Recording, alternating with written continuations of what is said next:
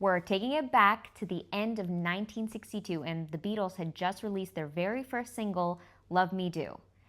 To be fair, it wasn't an explosive smash hit, not immediately, but it was a solid start. It was a foot in the door. And they didn't know it yet, but the next 16 months would change everything for them, their entire lives, from their music to the fans, and eventually the world.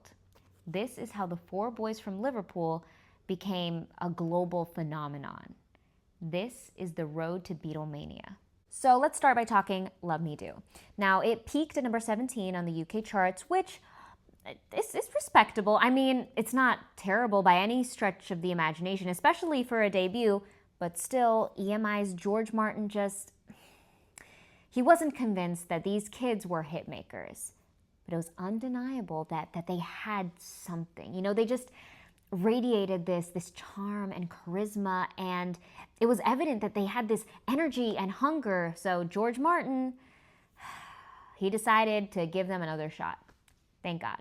So their next move was early in 1963. They returned to Abbey Road Studios and recorded their next single, Please Please Me. John and Paul had actually written it months earlier, inspired by Roy Orbison and Bing Crosby of all people. But now they sped it up and gave it some kick and let it rock.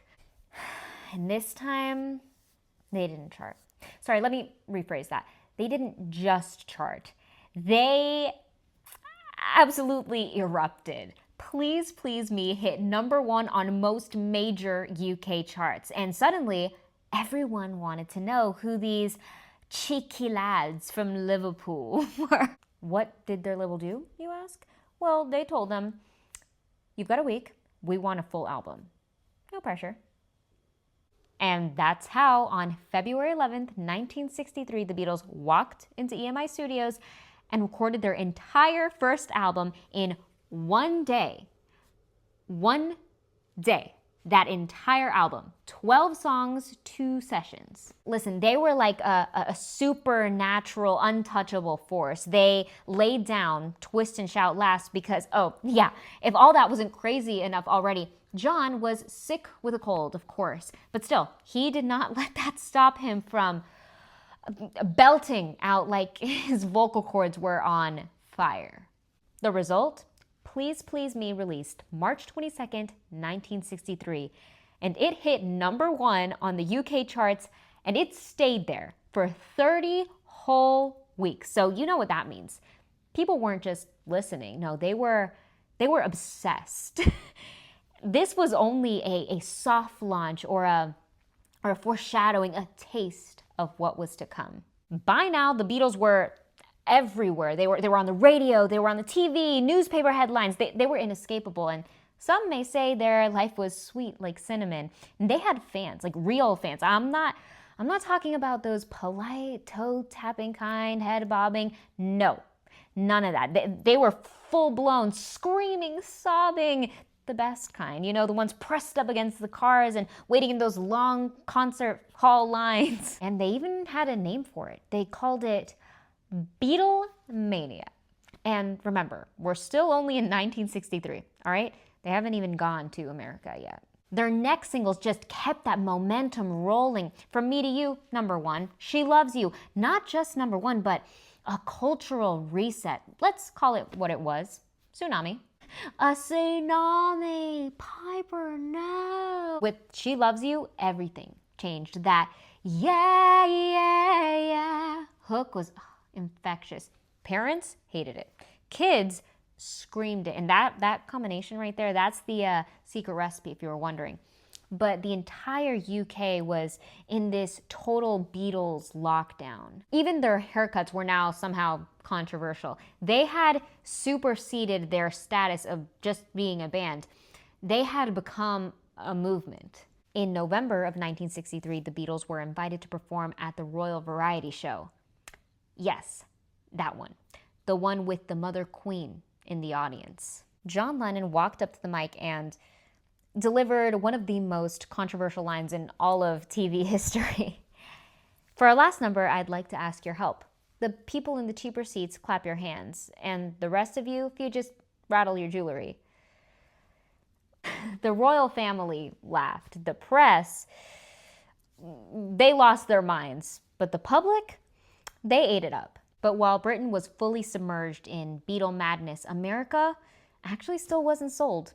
Capitol Records, EMI's US branch, said that they weren't marketable until one day when the stars on the Spangled Banner aligned.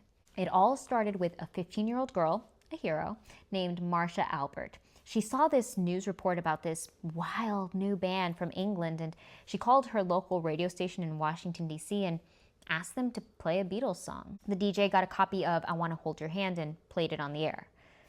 When I tell you listeners went wild, just believe me, because listeners went wild. Most importantly, Capitol Records over there got the message. How unmarketable are they now? They rushed to release the single in the US, and they ordered thousands of copies, but still they were scrambling to catch up. But as for the Beatles, they were actually booked to perform at something that would completely change the trajectory of literally every single thing in the history of the entire world, ever.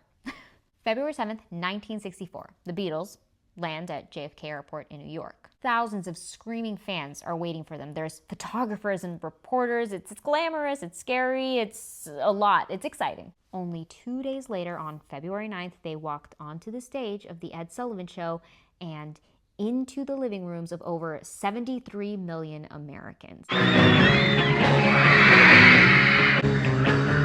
wanna hold your hand, and when I touch you, I feel happy. To this day, this is still one of the most watched broadcasts in television history. The boys were dressed in matching suits, the crowd was feral. That's simple math. And the moment they launched into all my lovin', well, America was hooked. Teens were dancing, parents were staring, and we know there was at least one confused grandma out there going, "Why are you screaming at the television?"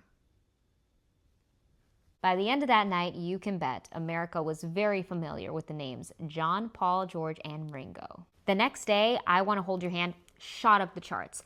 Then She Loves You. Then Please Please Me. It just didn't stop. They held 5 of the top 10 spots on Billboard Hot 100. And no one had ever done that. Okay, not Elvis, not Sinatra, no one. Just the Beatles. And that's when Beatlemania had gone global. In just over a year, they went from recording in a tiny London studio to breaking television records in America, from Love Me Do to She Loves You, from Liverpool Boys to World Changers. And you want to know something really wild? They were still only just getting started. And I would like to give all my love to our spectacular donators. I love you guys with all my heart, and I'm so appreciative of your support. None of this would be possible without you. So if you'd also like to contribute, the link will be in the description below. Until next time, take care.